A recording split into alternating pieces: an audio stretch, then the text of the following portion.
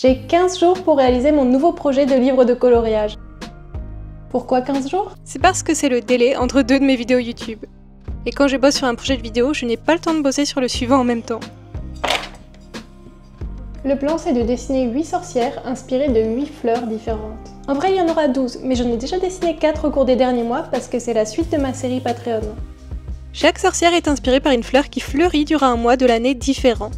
J'avais commencé par le mois de mai avec le muguet, puis le chardon de juin, le magnolia de juillet et la capucine d'août.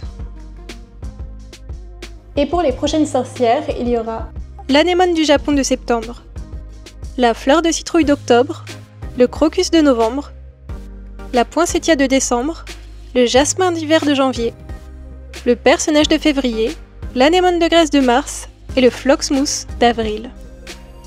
La première étape que je me suis imposée, c'est de dessiner les silhouettes, les postures générales de mes prochaines sorcières. Je n'ai dessiné plusieurs et je les ai toutes mises sur un même fichier avec aussi les 4 premières déjà terminées. À partir de là, j'ai essayé de choisir les postures pour qu'elles ne se ressemblent pas trop. J'ai éliminé progressivement les trop similaires et celles qui me plaisaient moins pour en arriver aux 8 finales. À partir de là, il faut réfléchir à quelle fleur associée à quelle silhouette. Ça n'a pas été si facile que ça. J'ai dû pas mal réfléchir pour trouver ce qui marchait le mieux.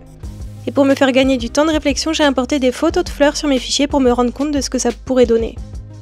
Une fois chaque fleur attribuée à chaque silhouette, j'ai repris un à un mes dessins pour faire le croquis du Cara Design. En gros, je vais trouver la coiffure, la tenue et la composition florale de chaque personnage. Parfois, je ne me suis inspirée que de la fleur, ou de son nom, ou parfois de son pays d'origine. Pour l'anémone du Japon, c'était évident que je voulais dessiner une sorcière inspirée du Japon.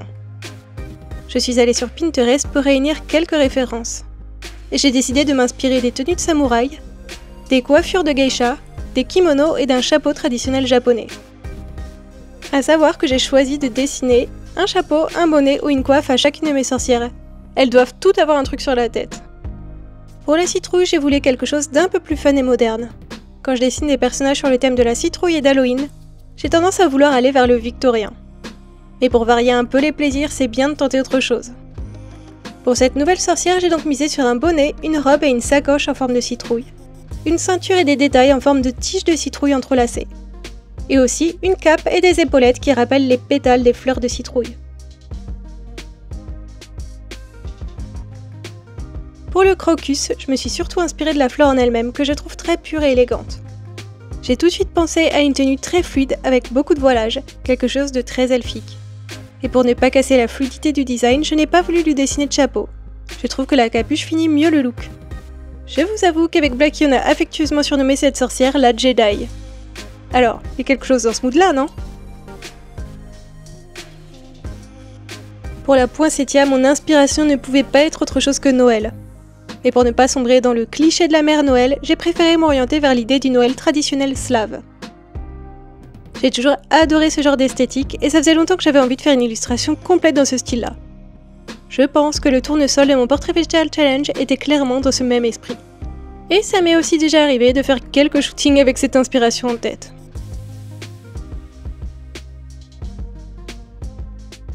Pour le jasmin d'hiver, je me suis inspirée de la Chine, vu qu'il s'agit de son pays d'origine. Et ça tombe bien parce que c'est la fleur de janvier et que le nouvel an chinois tombe le 29 janvier. Mon idée s'est surtout portée sur le nouvel an et sur les lanternes, avec une lanterne en guise de sacoche, et un chapeau, un short et des manches qui en rappellent aussi cette forme. Comme j'ai déjà dessiné une sorcière japonaise, je ne voulais pas refaire un design inspiré du kimono. Du coup, cette fois, je me suis inspirée de la robe traditionnelle kipao.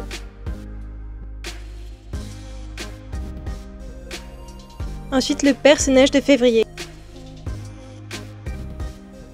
Sûrement le design que j'aime le moins. Je pense que c'est parce qu'après m'être inspirée de différents pays et de différentes cultures, je me suis cette fois inspirée uniquement de la fleur. Et le résultat me semble plus pauvre de sens, et sûrement à cause de son expression aussi. Je l'ai dessinée très souriante et c'est quelque chose que je ne fais jamais. Parfois mes personnages ont un petit sourire, mais pas plus, ça me fait trop bizarre. Mais vous et moi, on n'a jamais les mêmes préférés, alors si ça se trouve, vous l'aimez beaucoup.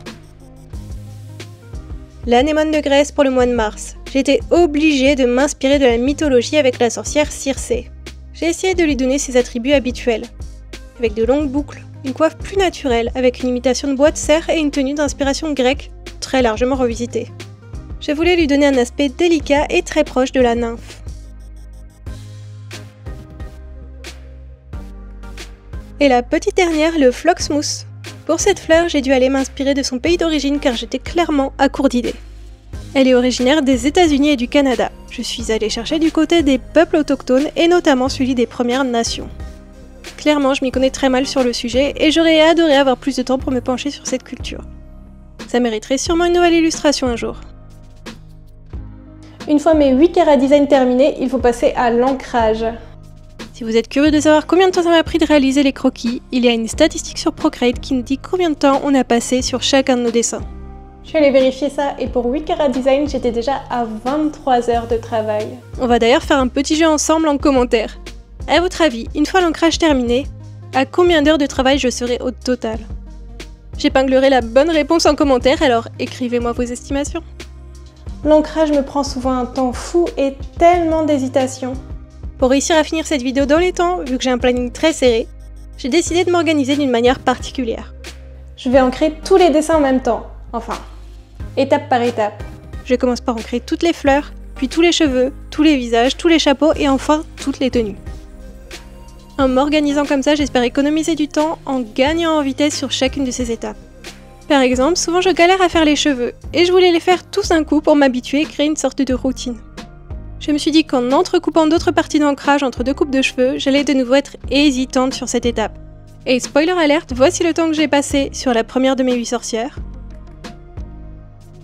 Et celui passé sur la dernière. Je précise que j'ai toujours ancré dans le même ordre, alors la dernière des 8 a toujours été la dernière, pour les fleurs, les cheveux, le visage et la tenue. J'ai carrément divisé mon temps de travail par 2. Après, bien sûr, l'inspiration et la complexité du design, ça joue un peu. Mais quand même, je suis fière. 2h30 sur une illu complète, c'est vraiment miraculeux pour moi. Honnêtement, je me suis imposé de finir les 8 illustrations en 15 jours, mais je ne pensais pas vraiment y arriver. Et j'ai terminé largement dans les temps, me laissant un jour complet pour le montage.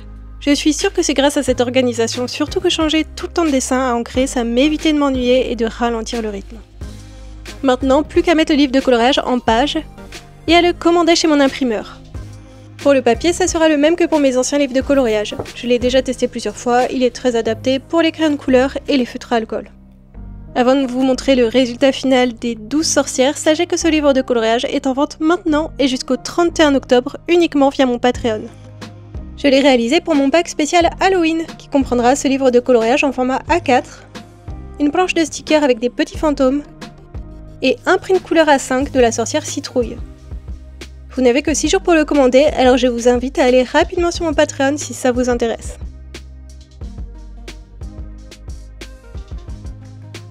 Je suis trop contente de mes 8 sorcières et trop contente de les avoir dessinées en une fois. Je ne sais pas pourquoi, mais j'ai l'impression que ça n'aurait pas été aussi bien en les dessinant en compte-gouttes.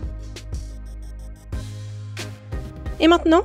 Eh bien, chaque mois sur Patreon, il y aura un print couleur d'une de ces sorcières à se procurer. Et je vais essayer de faire toutes les mises en couleur en live sur Twitch avec vous. D'ailleurs, ça commence maintenant avec la sorcière Citrouille. Ou la sorcière Anémone du Japon, je vous laisserai choisir.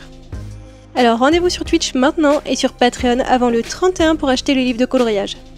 Et pour ceux qui sont restés jusqu'au bout, j'attends vos petites fleurs en commentaire et profitez-en pour me dire quel est votre design de sorcière favori. Allez, à bientôt!